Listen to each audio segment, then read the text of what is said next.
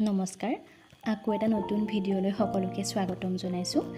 আজি কেকটোৰ অৰ্ডাৰ আহিছে গুৱাহাটীৰ পৰা। যেতিয়া মোৰ ফোনটো বাজিল চিন্তাই হৈছিল গুৱাহাটীলৈ কেক কেনেকৈ ডেলিভাৰী দিম।